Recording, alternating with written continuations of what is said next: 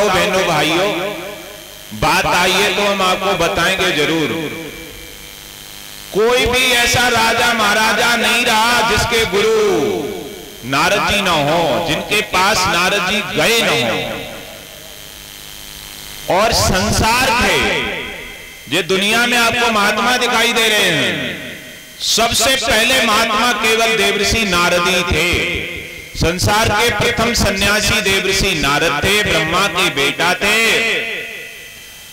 और हर लोक कथा, भागवत कथा, इतिहास कथा, कोई भी पुराण की कथा हो जिसमें नारद जी का आगमन ना हुआ हो, सभी में गए हैं नारद जी।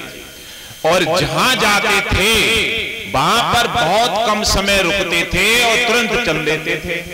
ये क्या कारण था उनमें, कम क्यों रुकते थे? थोड़ी देर बैठे, चाय भी नहीं पीते थे और चल देते थे। आपके यहाँ कोई अगर आ जाए तो चाय पानी, दूध पानी सब कुछ कराओगे, भोजन कराओगे, लेकिन नारद जी किसी के यहाँ चाय भी नहीं पीते थे, इतनी समय रुकते ही नहीं थे। क्यों नहीं रुकते थे?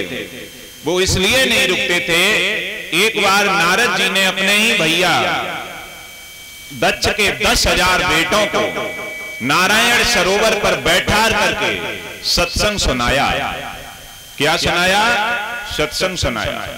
सत्संग सुनी दक्ष की संतानों ने तो माताओं बहनों भाइयों सत्संग में ऐसे लीन हो गए, 10 के 10,000 महात्मा बन गए, सब महात्मा बन गए। अब दक्ष को ये बात अच्छी नहीं लगी। दक्ष ने कहा, बारे नारद जी, तुमने सब बेटा हमारे महात्मा बना दिए, बताओ कौन राजकाज देखेगो, कौन मेरी सेवा करेगो, कौन घर गृहस्थी देखेगो, सब महात्मा कर दिए तुमने। तो 10,000 संतान महात्मा बन गई। भागवत के प्रेमी सज्जनों, दक्ष ने फिर 1,000 पुत्र और उत्पन्न किए। जब 1,000 और उत्पन्न किए तब उनसे कहा कि देखो दुनिया में कहीं घूमियो, तुम कहीं जाओ, कहीं घूमो दुनिया में, लेकिन तुम अपने चाचा के पास मत जाइयो।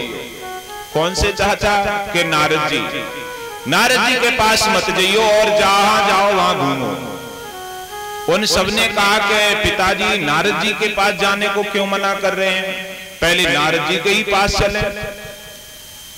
प्यारे भाई बहनों, वो नारद जी के पास गए, नारद जी ने उन्हें बैठा करके फिर सत्संग सुना दिया। इतनी सत्संग में दम होती है, सत्संग सुन करके वो भी संतान सब महात्मा बन गई।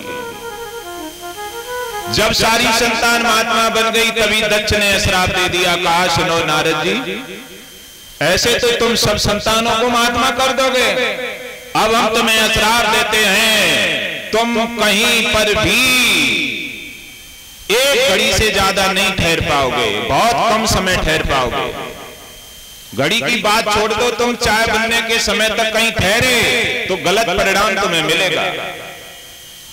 वो श्राप लग गया। इसलिए देवर्षि नारद कहीं ज्यादा देर नहीं रुकते थे, उन्हें मालूम था कि हमें श्राप लगा हुआ है।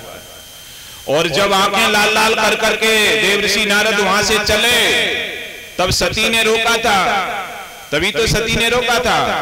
तब सती से नारद जी ने गुस्सा में कह दिया था, हट जाओ सती, तुम अभी तुमने कुछ नहीं कहा, अब तुम हमें रोक रही हो, हम तुमको श्राप देते हैं, एक दिन तुम अपने पति की आज्ञा उल्लंघन करोगी, वही दिन तुम्हारा अंतिम दिन होगा और तुम भोले बाबा के संग ब्याही जाओगी, न उनका घर होगा न घाट होगा, कैलाश पर्वत पर डोलोगी तुम भी।